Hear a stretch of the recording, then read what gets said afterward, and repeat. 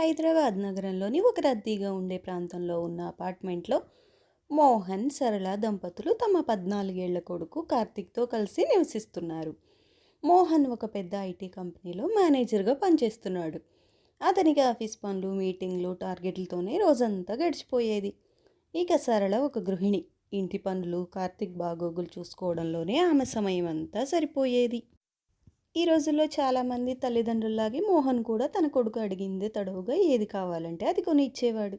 పిల్లలకు అడిగింది కొనివ్వడమే అసలైన ప్రేమ అని, అదే సరైన పెంపకం అని భ్రమపడేవాడు. కార్తీక్ వయసులో ఉన్న ఇతర పిల్లలందరిలాగే స్మార్ట్ ఫోన్కు విపరీతంగా బానిసయ్యాడు.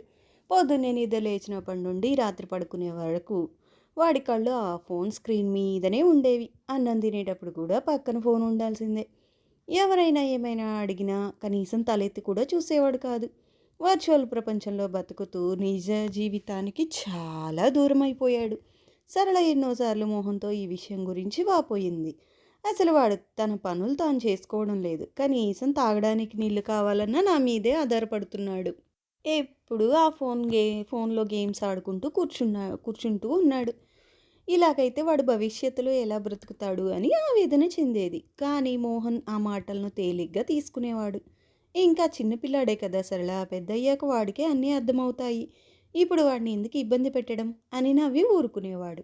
కానీ మోహన్ చేసిన ఆ నిర్లక్ష్యమే ఒకరోజు అతనికి కనువిప్పు కలిగించింది. ఒకరోజు ఉదయం మోహన్ ఆఫీస్కి వెళ్ళిపోయాడు.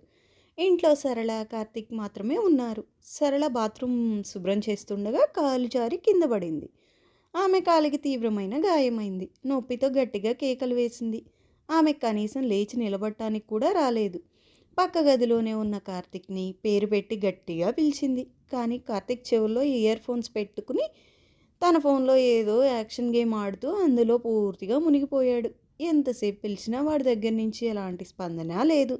నొప్పితో విలవిల్లాడుతున్న సరళ పక్కనే ఉన్న ఫోన్ తీసుకుని మోహన్కు కాల్ చేసింది. విషయం తెలుసుకున్న మోహన్ హుటాహుటీన ఇంటికి పరిగెత్తుకొని వచ్చాడు.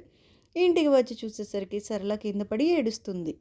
కానీ కార్తీక్ మాత్రం తన గదిలో ఫోన్లో అరుస్తూ గేమ్స్ ఆడుతున్నాడు.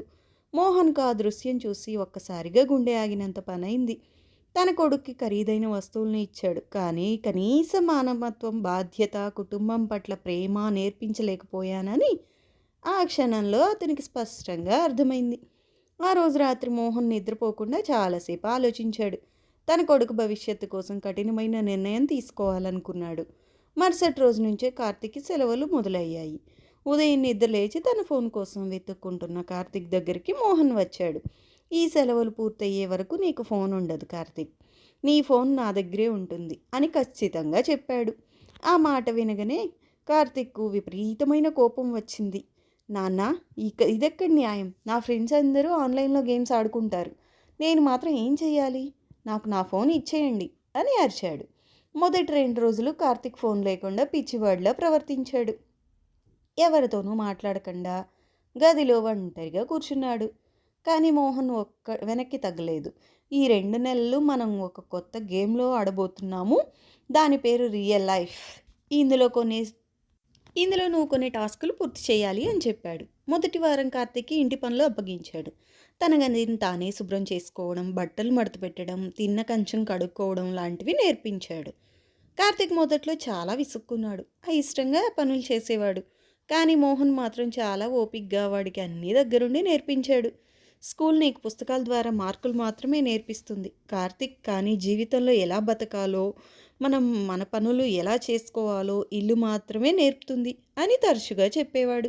2వ వారం మోహన్ కార్తీక్ను రైతు బజార్కి తీసుకువెళ్ళడం మొదలుపెట్టాడు. కూరగాయలు ఎలా పండుతాయి, రైతులు ఎంత కష్టపడి వాటిని మార్కెట్కు తెస్తారు, మంచివి ఎలా ఎంచుకోవాలి, బేరం ఎలా ఆడాలి, డబ్బు విలువ ఏమిటి అనే విషయాలను ప్రత్యక్షంగా చూపించాడు. ఒకరోజు కార్తీక్ కొంత డబ్బు ఇచ్చి ఇంటికి కావాల్సిన సరుకులు తీసుకురమ్మన్నాడు. వాడు దుకాణానికి వెళ్ళి లెక్కలు చూసుకుని మిగిలిన చిల్లరను జాగ్రత్తగా ఇంటికి తెచ్చాడు. అప్పుడు వాడి ముఖంలో ఏదో తెలియని ఆనందం కనిపించింది. తనకంటూ ఒక బాధ్యత ఇచ్చినందుకు వాడిలో ఒక చిన్నపాటి గర్వం తొంగి చూసింది. అప్పటి వరకు విసుక్కున్న కార్తీక్లో నెమ్మదిగా వస్తున్న మార్పును మోహన్, సరళ గమనించి సంతోషించారు. 3వ వారం మోహన్ కార్తీక్కు ఒక కొత్త బాధ్యత ఇచ్చాడు. వాళ్ళ అపార్ట్మెంట్లో పై అంతస్తులో రామారావు అనే ఒక వృద్ధుడు ఒంటరిగా ఉంటున్నాడు. ఆయన పిల్లలు విదేశాల్లో స్థిరపడ్డారు. ఆయనకు కళ్ళు సరిగ్గా కనిపించవు. నడవడానికి కూడా ఇబ్బంది పడతాడు. ప్రతిరోజు సాయంత్రం 1 గంట పాటు ఆయన దగ్గరికి వెళ్ళి పలకరించి ఆయనకేమైనా అవసరాలుంటే చూడమని మోహన్ చెప్పాడు. మొదటి రోజు కార్తీక్ మొక్కుబడిగా వెళ్ళాడు. కానీ రామారావు తాతయ్య చెప్పే పాతకాలపు కథలు, ఆయన జీవిత అనుభవాలు కార్తీక్ను ఆకర్షించాయి. ఆయనతో మాట్లాడడం వాడికి బాగా నచ్చింది. వారం తిరిగేసరికి కార్తీక్ తనంతట తానే ప్రతిరోజు సాయంత్రం ఆయన దగ్గరికి వెళ్ళి న్యూస్ పేపర్ చదివి వినిపించడం, ఆయనకు కావాల్సిన మందులు మెడికల్ షాప్ నుండి తీసుకురావడం లాంటివి ఎంతో ఇష్టంగా చేయడం మొదలుపెట్టాడు. ఒకరోజు రామారావు తాతయ్య మోహన్తో, నీ కొడుకు చాలా మంచివాడు బాబు. ఈ రోజుల్లో ఇలాంటి పిల్లల్ని చూడడం చాలా కష్టం. వాడు నన్ను సొంత తాతయ్యలా చూసుకుంటున్నాడు అని ఆనంద బాష్పాలతో చెప్పాడు. ఆ మాటలు విన్న మోహన్ మనసు ఉప్పొంగిపోయింది. సెలవులు ముగిసే సమయానికి కార్తీక్లో అద్భుతమైన మార్పు వచ్చింది. ఒకరోజు సరళకు విపరీతమైన తలనొప్పి రావడంతో మందు వేసుకుని పడుకుంది. మోహన్ ఆఫీస్ నుంచి అలసిపోయి వచ్చేసరికి ఇంట్లో వేడివేడిగా అన్నం పప్పు సిద్ధంగా ఉన్నాయి. కార్తీక్ స్వయంగా వంట చేసి ఉంచాడు. అమ్మకు ఒంట్లో బాగాలేదు నాన్న, అందుకే నేను యూట్యూబ్లో చేసి వంట చేశాను. మీరు ఫ్రెష్ అప్ అవ్వండి, వడ్డిస్తాను అని నవ్వుతూ చెప్పాడు.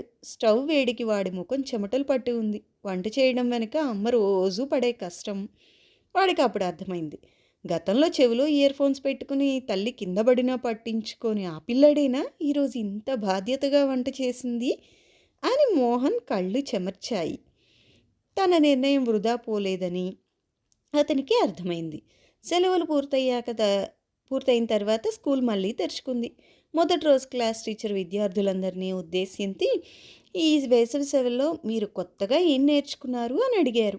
చాలామంది పిల్లలు తాము కొత్త వీడియో గేమ్స్ ఆడామని, కోడింగ్ క్లాసులకు వెళ్ళామని, లేదా టూర్లకు వెళ్ళామని గొప్పగా చెప్పారు. కార్తీక్ వంతు వచ్చినప్పుడు వాడు లేచి నిలబడి నెమ్మదిగా ఇలా అన్నాడు, నేను ఈ సెలవుల్లో ఎలాంటి కంప్యూటర్ క్లాసులకు వెళ్ళలేదు. కానీ నా పనులు నేను ఎలా చేసుకోవాలో నేర్చుకున్నాను. డబ్బు విలువ, రైతుల కష్టం తెలుసుకున్నాను. తోటివారికి సహాయం చేయడంలో ఎంత సంతోషం ఉంటుందో మా అపార్ట్మెంట్లో ఉన్న ఒక తాతయ్య ద్వారా తెలుసుకున్నాను. వంట చేయడం ద్వారా మా అమ్మ పడే కష్టం అర్థమైంది. అన్నిటికంటే ముఖ్యంగా మా అమ్మ నాన్నలు నా కోసం పడుతున్న శ్రమను, వాళ్ళ విలువను తెలుసుకున్నాను. ఆ మాటలు విన్న తరగతి గదిలో ఒక్కసారిగా నిశ్శబ్దం అలుముకుంది. తోటి విద్యార్థులందరూ ఆశ్చర్యంగా కార్తీక్ వైపు చూశారు. టీచర్ల కళ్ళలో ఆనందం, గర్వం స్పష్టంగా కనిపించాయి. ఆమె కార్తీక్ను దగ్గరకు పిలిచి అందరి ముందు మెచ్చుకుంది.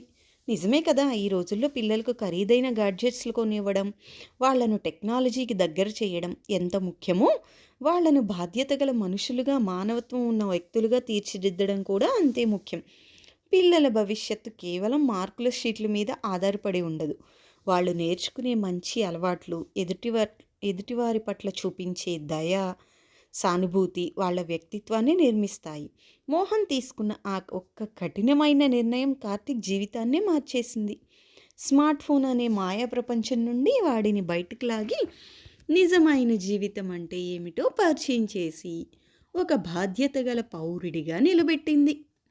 ఓకే ఫ్రెండ్స్, ఇది ఈరోజు వీడియో. మీరు మీ పిల్లల్ని ఎలా చేంజ్ చేశారో కామెంట్లో అయితే టైప్ చేయండి. Thank you for listening. Bye.